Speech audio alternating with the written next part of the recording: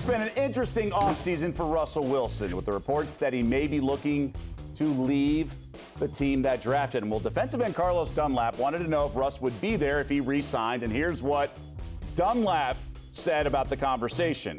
I did ask him if, obviously, he was going to be with us, because if I'm coming back because I see him as my quarterback, and the rest of the team, I want to pick up where we left off. And he told me he's with us, and he's here to stay, and he said, let's go Hawks. I'm not going to quote his every word. These words are not his words verbatim, but these are my explanation of how I interpreted what he said. And it's a competitive division. We know that, right? The Niners are healthy. They moved up in the draft, although if they do take a quarterback, probably won't play this year. But the Rams got Matthew Stafford. They are your favorites at plus 180.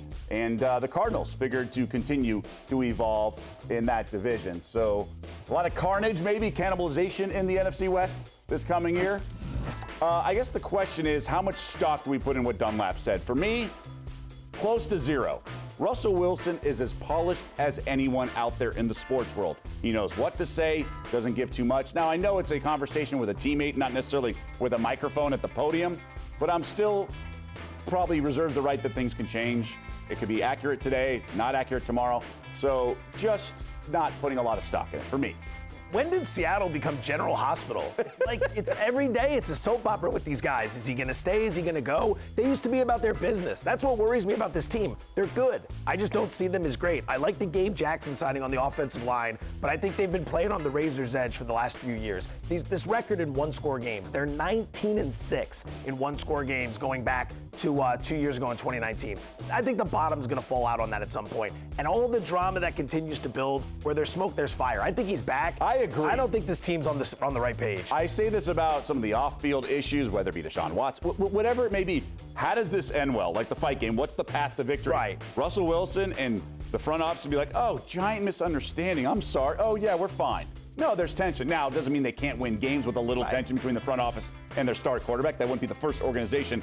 I just like other situations within the division better, like the Rams. One of my favorite plays, minus 200 to make the playoffs. And the yes-no, you get the extra wild card, of course. I just think the Rams right now are trending in the right direction, and to your point, Seattle's not. You got to be buttoned up in this division. Arizona's getting better. The Niners are going to be much better than last year. The Rams are legit. If you're going to win, you're operating in very thin margins in the NFC West. You can't have all this nonsense taking place off the field. Thin margins is a great way to put it. Let's bring in Tyler Fulgham. Now, Tyler, you obviously know this division well. Your favorite team's the Rams. What do you make of this Dunlap, he said thing? Well, I still have a hard time imagining that Russell Wilson has moved. Whether or not he and Pete Carroll have kissed and made up, or there's still some friction there, I do think and project Russell Wilson to be the starting quarterback for the Seattle Seahawks in 2021. I don't feel comfortable wagering on them in any way. Of course, I have a bias towards the Rams, but I will say this, and this is objective fact. The Seahawks have the third shortest odds, or the third longest odds, however you want to look at it, in this division. And Russell Wilson will be their quarterback in 2021. He'll still be the best quarterback in that division, despite the upgrade for the Rams, despite whoever Kyle Shanahan, John Lynch in the Niners draft, despite whatever third-year leap Kyler Murray may make.